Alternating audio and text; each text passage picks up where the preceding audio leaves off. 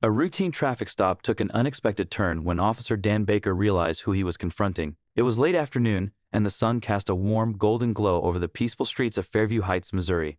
Angela Carter, a composed and confident woman in her early 40s, was driving home from a work meeting.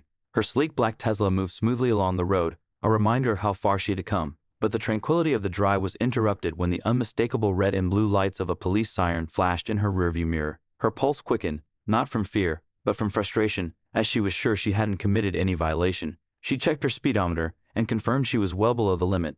Still, she signaled and pulled over, taking a deep breath. The patrol car stopped behind her, and Officer Dan Baker stepped out, his boots crunching on the gravel shoulder as he approached her vehicle. He was tall, broad-shouldered, and carried himself with an air of authority. His gaze was sharp, his lips tight. Angela rolled down her window, her expression calm yet alert. Before she could speak, the officer leaned down, staring into the car with a gaze that made her grip the steering wheel tighter. "License and registration," he ordered, his tone brusque and dismissive. Angela retrieved her documents, her movements deliberate. "May I ask why I'm being pulled over, officer?" Baker narrowed his eyes. "I'll be asking the questions here. Step out of the vehicle." Angela hesitated, not out of defiance, but because she knew her rights. There was no reason for her to step out, and Baker hadn't given any explanation. Her hesitation seemed to aggravate him further. "I said step out of the vehicle," he barked, raising his voice enough to draw attention from passersby. Angela locked eyes with him. She wasn't going to back down easily, but she knew this was just the start. Her silence only intensified the tension, signaling that this interaction was far from over. Baker's irritation deepened, and his hand moved near his gun holster, a subtle yet clear threat. Angela didn't flinch. Instead, she stood her ground.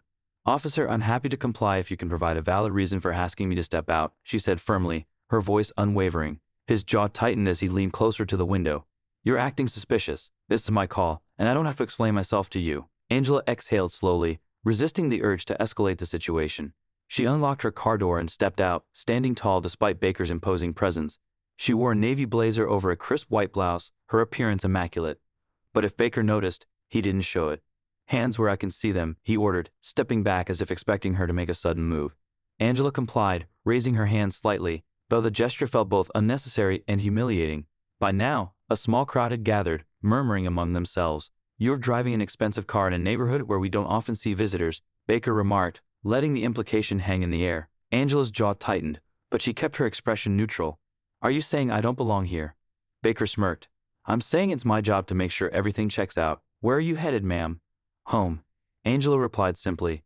"I live here." Baker raised an eyebrow, skeptical. "Is that so? Care to prove it?" Before Angela could respond, a woman from the crowd shouted, "Leave her alone. She hasn't done anything." Baker turned sharply, glaring at the onlookers. "Mind your business," he snapped, his frustration mounting. Angela seized the moment. "Officer, I'd like to remind you that I'm fully cooperating, but your behavior is inappropriate and unprofessional. If you have no further reason to detain me, I'd like to leave." Baker's face reddened, a mix of anger and embarrassment. He stepped closer, lowering his voice to a near growl. "You don't tell me how to do my job." But Angela wasn't backing down.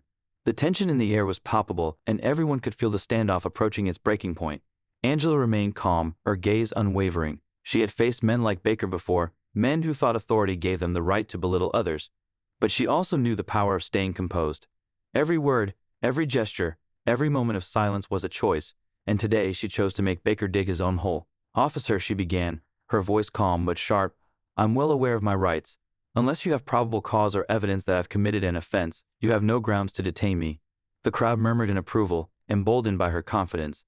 Baker, however, looked ready to explode. He straightened up, trying to regain control.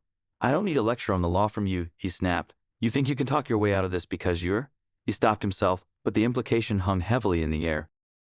Angela tilted her head slightly, her expression unchanged. "Because I'm what, officer? Educated, successful, black." The last word landed like a bombshell. A hush fell over the crowd, and even Baker's face darkened. He opened his mouth to respond, but Angela didn't let him.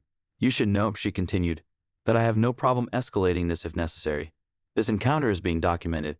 She subtly gestured toward her dashcam. Baker's eyes flicked toward the camera, and for the first time, his bravado faltered. "You can't intimidate me," he muttered, but his voice lacked its earlier confidence. "I'm not trying to intimidate you," Angela replied softly but firmly. "I'm trying to hold you accountable." For a moment, it seemed like Baker might back down. His eyes darted between Angela, the camera, and the crowd, but his pride wouldn't allow it. He stepped closer, invading her personal space. "You're playing a dangerous game," he warned in a low voice. Angela didn't flinch. "And so are you." The weight of her words hung heavily between them. Baker's hand twitched at his side, his confidence slipping away. Angela knew the storm wasn't over, but she could see his ego slowly cracking. "Officer Baker," she began, her voice cutting through the tense silence, "do you know who I am?" Baker sneered, masking his unease with defiance. "I don't care who you are." Angela stepped closer, her calmness unnerving. "You should. I'm Angela Carter, the head of internal affairs for the state of Missouri." Her words hit like a thunderclap, and the crowd gasped. Baker's face betrayed panic, though he quickly masked it with a forced scowl. "You're lying," he said, though his voice faltered. Angela didn't flinch. "Feel free to verify it. Call your station. Pull up my credentials. I oversee the conduct of every officer in this state, including you." Baker's bravado cracked. He stepped back, his hand dropping from his holster as he became acutely aware of the cameras, the crowd, and the damning nature of his actions. "This entire interaction has been recorded," Angela continued, her voice calm but authoritative. "Your actions will be reviewed, your conduct scrutinized, and I will personally ensure that justice is served."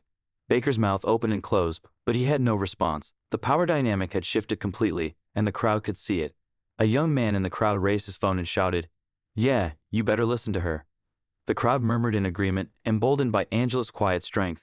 Baker, now visibly sweating, took another step back. I didn't mean any disrespect," he stammered. Angela raised an eyebrow. "Your actions say otherwise, officer. I suggest you reflect on that." For the first time, Baker looked small. His arrogance was replaced by discomfort as he stood there, rooted to the spot. Angela turned to leave, signaling the crowd to disperse. "You all can go home now," she said gently. "There's nothing more to see here." The onlookers slowly dispersed, casting a few parting glances at Baker. As Angela drove off, she knew this wasn't the end. It was only the beginning of a reckoning that had been a long time coming. Back at the precinct, Officer Baker sat alone in the break room, replaying Angela's words in his mind. He realized how often his biases had influenced his decisions, and for the first time, he felt a genuine desire to change, not out of fear, but out of responsibility. Meanwhile, Angela arrived home, stepping out of her car and feeling the evening breeze. She paused, looking up at the sky, stars starting to appear. Her work was far from finished, but today had felt different. She hadn't just defended herself, she had sent a message. Accountability wasn't optional. As she walked inside, her steps were fueled by a sense of purpose. This wasn't just a victory, it was a step towards something greater. Angela knew that her encounter with Officer Baker would send ripples throughout the precinct and beyond. It was a reminder that justice isn't a mere word, it's an action. In the end, the lesson was clear. True power doesn't lie in authority, but in accountability. Justice, no matter how delayed, always finds its moment.